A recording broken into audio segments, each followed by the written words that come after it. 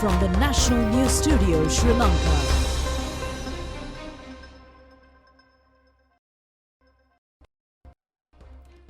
Good evening. Welcome to the National News Telecast live on Rupavahini Corporation. Coming to you live, it is me, Uvin Hettiarachchi, with Vidusini Satish Kumar. At first, a look at the headlines. Appointment of members for a presidential advisory group on multilateral engagement and debt sustainability. President at Parliament, surcharge draft bill approved without a vote. Another gas ship arrives in the country. 110,000 gas cylinders released to the market today. Foreign Minister informs foreign envoys that the government is ready to resolve the prevailing issue through constitutional means. A Ukrainian fuel complex attacked. Now on to those and more stories in detail. On today's top story, we are looking at the central bank. Dr. Nandalal Veerasinghe has been appointed as the governor of Central Bank of Sri Lanka. According to the Presidential Media Division, KMM Siriwardena has been appointed as the new secretary to the Ministry of Finance. Both the Central Bank Governor and the Finance Ministry Secretary received their relevant appointment letters from President Gotabaya Rajapaksa this evening. Newly appointed Governor of Central Bank, Dr. Nandalal Veerasinghe previously assumed the positions of Alternative Executive Director of International Monetary Fund and Senior Deputy Governor of Central Bank of Sri Lanka. Newly appointed Secretary to the Ministry of Finance, KMM Siriwardena previously assumed the position of Alternative Executive Director for International Monetary Fund in the countries including Sri Lanka, India, Bangladesh and Bhutan. He also served as the Director General of State Finance Department of Ministry of Finance. Secretary to the President, Gamini Senarath, was also present at the occasion. Meanwhile, the members for Presidential Advisory Group on Multilateral Engagement and Debt Sustainability has been appointed. The Presidential Media Division indicated that a team of eminent economic and fiscal experts has been appointed to the advisory group. The advisory group was appointed by the President. Members are former Governor of Central Bank of Sri Lanka and former Director of Economic Affairs of the Division of Commonwealth Secretariat, Dr. Indrajit Kumaraswamy, Professor of the Practice of International Development at Georgetown University and former Chief Economist of the World Bank, Professor Shantha Devarajan, and former Director of the Institute for Capacity Development at the IMF Institute and former Deputy Director of African Department of the IMF, Dr. Shamini Kure. The members engaged in a round of discussions with the President on key matters going forward with the IMF program, and they continue to be in regular communication regarding the related requirements. Among the responsibilities that the Presidential Advisory Group will undertake are to engage in discussions with the relevant Sri Lankan institutions and officials engaging with the IMF, and to provide guidance that will address the present debt crisis and lead towards a sustainable and inclusive recovery for Sri Lanka, according to the statement issued by the Presidential Media Division. Second day of the parliamentary debate on the present crisis in the country was held today. President Gotabaya Rajapaksa also participated in the proceedings.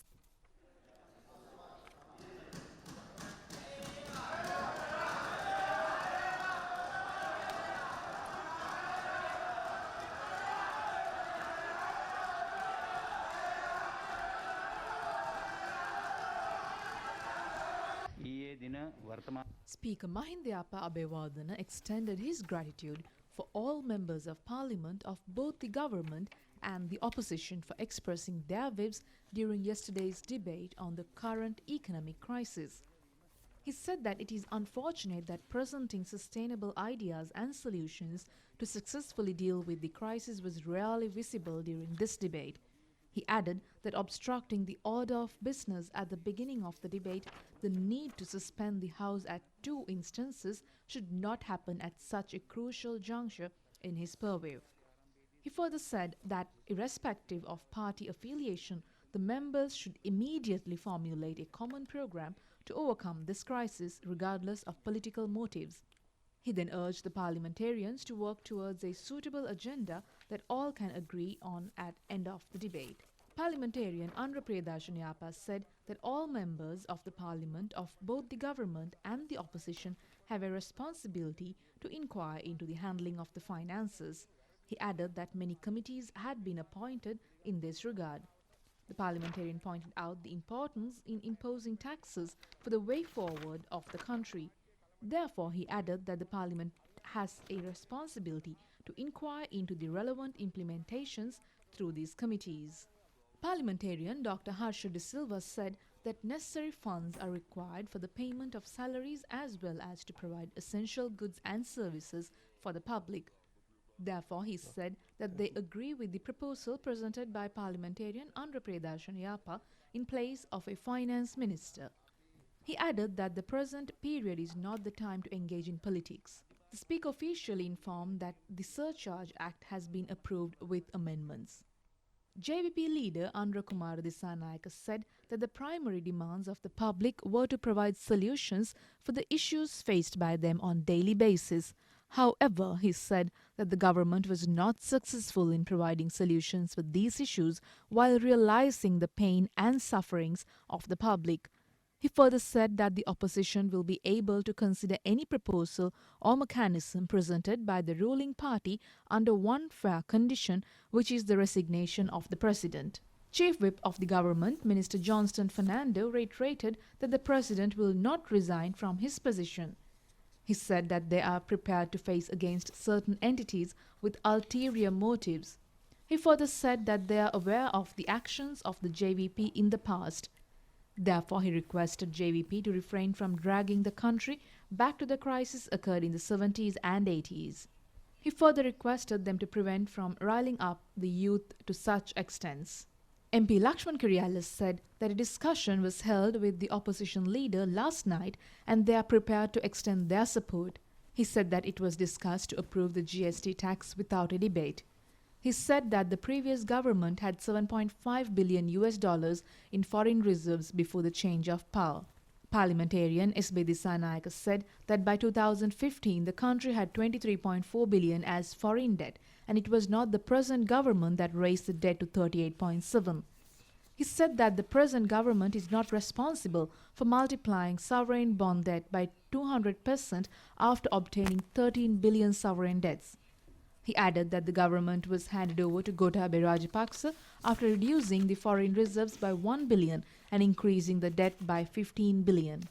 කර බිලියන 13ක අරගෙන 100ට 200කි බැඳුම් කර ණය වැඩි කරේ අපිද බිලියන 15ක් ණය වැඩි කරලා සංචිත බිලියනයක් අඩු කරලා තමයි හර්ෂ දන්නවා හොඳටම ගෝඨාභය රට බාරද. MP Dr. Harsha De Silva said that the current crisis has occurred due to the incompetency of the present government. He said that revoking of taxes became the main cause for this issue. He added that Sri Lanka is the country with tax earnings compared to the lowest gross domestic product in the world. However, the problem, he added, is the public demand for the resignation of the president. However, he said that at this juncture all should negotiate to reach for an interim solution for the crisis at hand.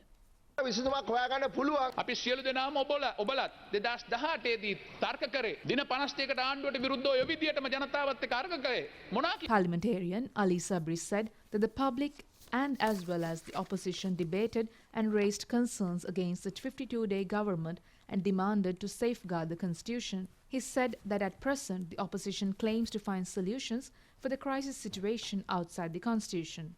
He said that such matters should be considered in a futuristic perspective as well, since no individual will be able to govern the country as public will continue to protest against them. He added that the country is undergoing a difficult phase. He said that all will have to make many sacrifices during this period. The MP pointed out that the aggressiveness of the public should be managed properly along the correct direction. He said that the consequences of violating the constitution can be seen across the world. The parliamentarian said that the government retracted the ban on clubs after considering public pleas. He said that the government MPs always raised objections against certain actions, including the revoking of the emergency laws as well as the resignation from the ministerial cabinet. He added that the president then invited all members of the parliament for an interim government. Parliamentarian Ali Sabri said that all measures have been taken for the appointment of former Deputy Governor of Central Bank Nandalal Veerasinghe as the new governor of the Central Bank. He inquired if no one is willing to take up the ministerial positions, who will take the responsibility of the relevant ministries and their actions. IMF එකත් දැන් අත හොදගෙන පාකිස්තානයේ IMF bail out එකක් සඳහා සාකච්ඡා කරමින් හිටියා. ආර්ථික අර්බුදය දේශපාලන අර්බුදයක් නිර්මාණය වුණා. පාර්ලිමේන්තුව ඩිසෝල්ව් කරා. අලුත් ඡන්දයකට ගිහිල්ලා තියෙනවා. IMF මොනවද කියන්නේ? අපි මේක හොඳින් නිරීක්ෂණය කරගෙන ඉන්නවා. අලුත් ආණ්ඩුව පියුටුවට පස්සේ අපි සාකච්ඡා කරනවා. රටක් වශයෙන් ඒක කරන්නට අපිට වෙලා නැහැ. Former Chief Justice Sarath N. Silva says that the political change demanded by the public should be fulfilled within constitutional means. He made these remarks while speaking at a media briefing held in Colombo today. Former Chief Justice Sarath N. De Silva stated that a solution hasn't come from protests and agitations taking place in grassroots levels. He added that appointment and resignation of the president cannot be proceeded in a simple manner. He further said that the country has a democratic framework, saying that elections should be conducted in accordance with regulations. He added that the parliament has a tenure which cannot be dissolved until the tenure is fulfilled. However, he said that public demand for a solution. Therefore, he said that the solution should be provided within the constitutional framework. Public Utilities Commission says that power interruption of 6.5 hours will be experienced across the country tomorrow. Meanwhile, Litrogas Company has indicated that 110,000 gas cylinders were issued to the market today. Litrogas Company has indicated that another ship carrying gas arrived in the country yesterday. The company has said that 110,000 gas cylinders were issued to the market today as well. The company has further indicated that prices of the gas cylinders are yet to be revised.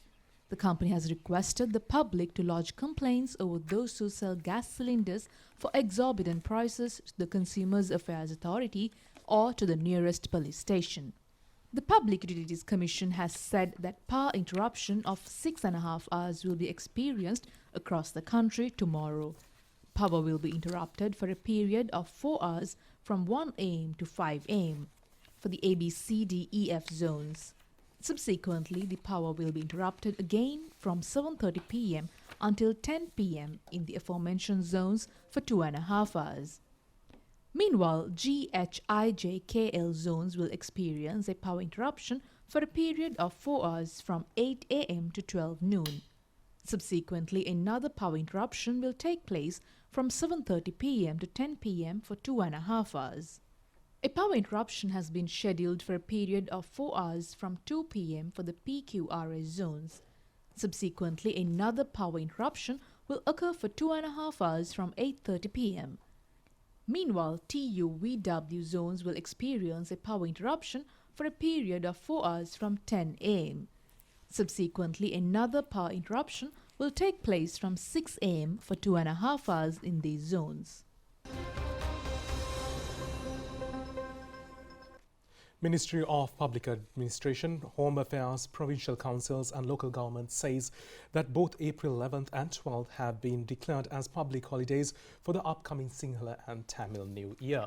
Opposition leader Sajith Premadasa has stated that steps will be taken to improve the quality of life of tea estate workers by turning them into small tea holders.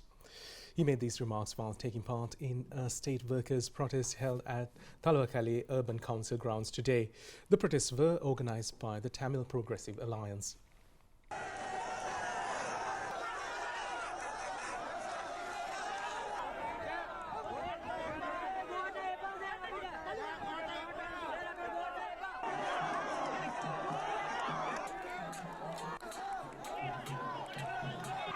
Another protest organised by Samajana Balawege was held in Gampala today. A group of members belonging to Sri Lanka Freedom Party also took part in the protest.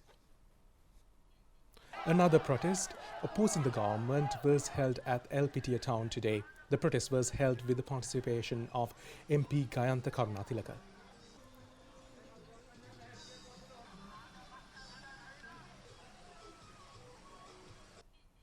A protest organised by Samik Janabalawegaya with the participation of MP Mano Ganeshan was held in Yatiyantota today.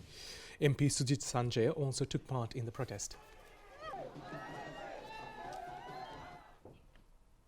In the meantime, Prime Minister Professor G.L. Piri says that the government will resolve the persisting issue in the country based on available options in keeping with the constitution. Well, he added that the government is fully aware of the crisis situation currently persists in the country. Minister Professor G.L. Piri briefed the diplomatic corps at the Ministry of Foreign Affairs yesterday. Minister Piri expressed his appreciation to the diplomatic corps for their participation and requested the envoys for their understanding, goodwill and empathy during a uniquely critical time in Sri Lanka. He said that the protests and the demonstrations by the people taking place across the country was an expression of despair and they were crying out at a distressing situation. He further emphasized that 80 to 85% of those taking part in the protests and demonstrations were neither extremists nor politically motivated and that Article 14 of the Constitution of Sri Lanka guaranteed the right to assemble, freedom of expression. He further said that the right of the people to protest was an indication of the vibrant democracy prevailing in Sri Lanka. The minister explained that the government continues to address the issues affecting the people with other governments and international agencies and is optimistic that the matters would eventually be resolved. Minister Piri stated that the demonstrations were not directly against the government, a political party or the ruling party, but against the entire political establishment of the country and that the very foundation of the system was under criticism. He also explained the various processes and options available under the Constitution to remove an incumbent government. Foreign Minister Piri also stressed on the importance of retaining stability in the country, which was of paramount importance, and added that the former finance minister had contacted the International Monetary Fund and the World Bank in order to address the situation and that the process had to move forward.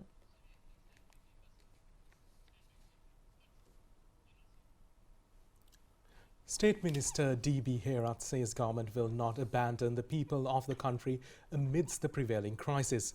Speaking at a media briefing held today, Sri Lanka Podujana Peramuna parliamentarians said that steps will be taken to safeguard the trust placed on the party by the people.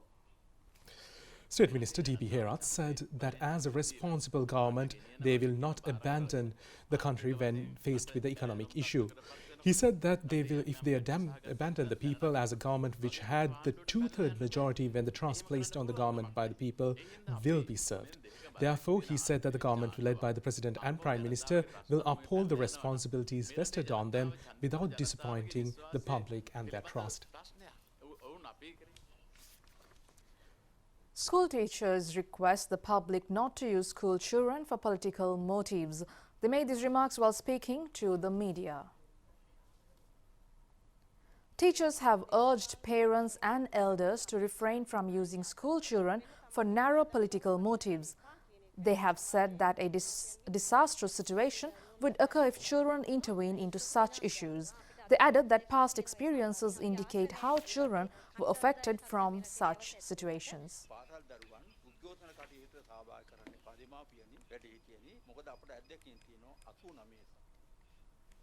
Well, Airport and Aviation Services Private Limited says that various reports are circulating at present misleading the public over the procedure relevant to the departure of certain passengers and VIPs from Bandaranaike International Airport, Katunayaka. The company further emphasizes that necessary travel arrangements should be facilitated in accordance with the recognized regulations when departing the country. Such facilities will be accommodated for any Sri Lankan legally entitled to embark on an air travel at the airport. If a court ruling has been issued to prevent a certain air passenger from departing the country, then such passenger will not be allowed to leave the country. The company has further emphasized that, as claimed in various social media reports and rumors spread on other media platforms, no measures were taken to change or switch off the security camera system in the airport or relax such security procedures based on personal requirements. Therefore, Airport and Aviation Services Private Limited has rejected all reports and allegations as baseless. The Met Department says that showers or thunder showers will occur in several areas over most parts of the country. The Met Department has further requested the public to take adequate precautions to minimize damage caused by temporary strong winds and lightning during thunder showers. Heavy showers about 100 millimeters can be expected in several areas in central Sabaragamuwa and Uva provinces and in Kalatura, Galla and Mathura districts. Therefore, the Met Department requested public to refrain from staying outside in open areas and under trees while urging to remain inside a protective building or an enclosed vehicle. The Met Department further informs the public to seek assistance from the Divisional Disaster Management Officers during emergency situations. Steps have been taken to extend compensation for farmers who have sustained damages to their cultivations in 2021 Yala season due to natural disasters, while the compensation process will be initiated through Agricultural and Agrarian Insurance Board. Accordingly, compensation will be extended for damages caused on crops of paddy, maize, soya, potatoes, big onions and chili cultivations in the Yala season last year. Under the insurance program, steps have been taken to provide compensation worth 40,000 rupees per 1 acre and 210 million rupees have been allocated to be distributed among 8,678 farmers as compensation. Relevant compensations were deposited to the bank accounts of the farmers on the 5th. Steps have been taken to extend compensation for farmers. Meanwhile, the suspects who had posted message on social media platforms inciting violence against police and Sri Lankan army were taken into custody yesterday. The police said that the relevant suspect has been demanded until the 18th after he was produced before the courts. The relevant suspect was taken into custody from Thalawa area in Nagoda Police Division yesterday during an investigation carried out by the Nagoda Police over the incident. The suspect is identified as 36-year-old resident of the same area.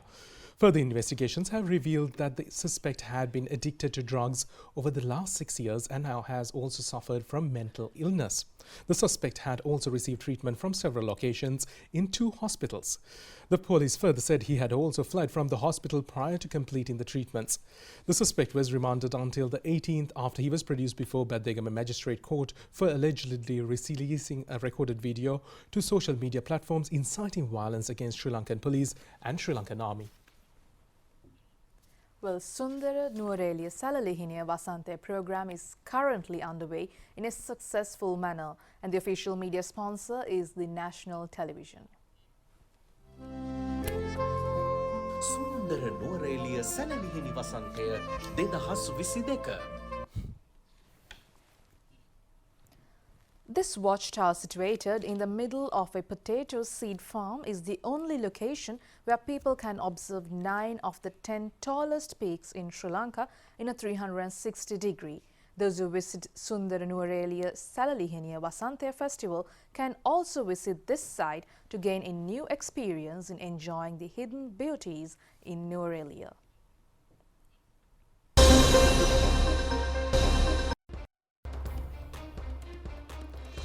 Now on to foreign news. At first, we will be focusing on the Ukrainian situation, which has grabbed international headlines all over. International community is very curious to find out what is happening in the Ukraine, especially with Russian forces advancing on the capital.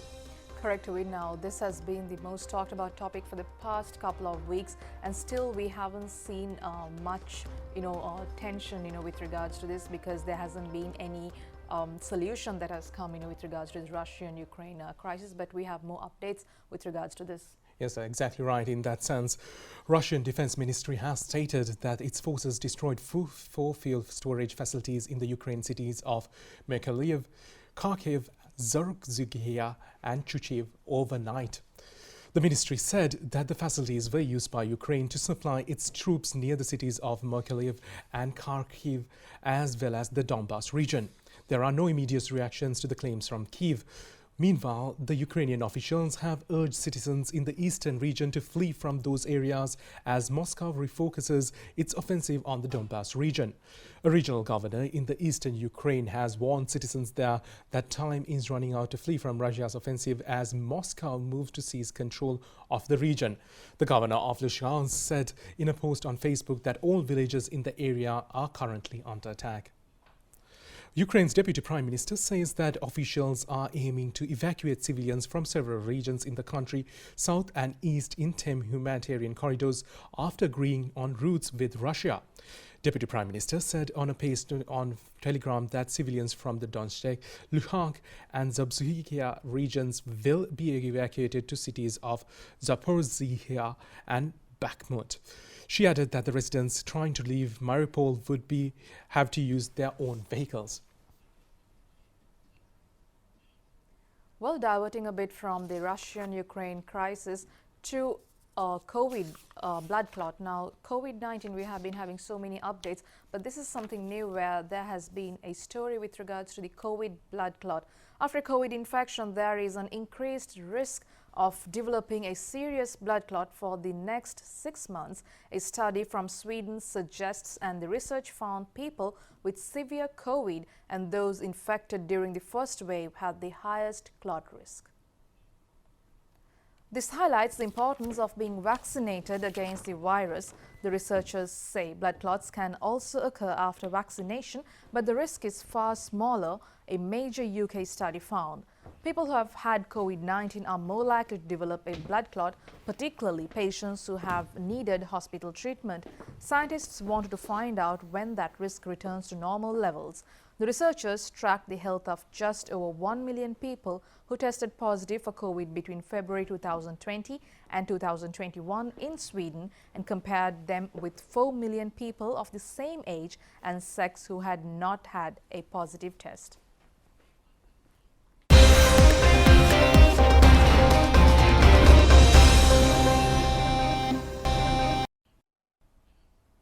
Now on to sports news. Currently, the IPL, the Indian Premier League tournament, is being held in India.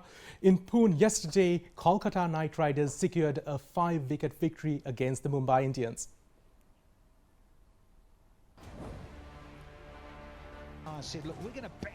Batting first, Mumbai Indians managed to put up a total of 161 runs for the loss of 4 wickets. Surya Kumar Yadav scored 52 while Tilak Varma scored 38. Kolkata Knight Riders were able to chase the target of 162 in just 16 overs. In an aggressive batting display, Pat Cummins scored the second fastest half-century in IPL in just 15 deliveries. Venkatesh Iyer scored 50. Pat Cummins was named man of the match. Meanwhile, in Sri Lanka,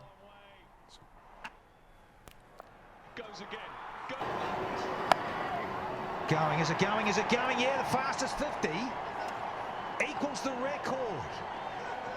Rahul in IPL history. Quite extraordinary. 14 deliveries. Take a bow. Big Pat Cummins.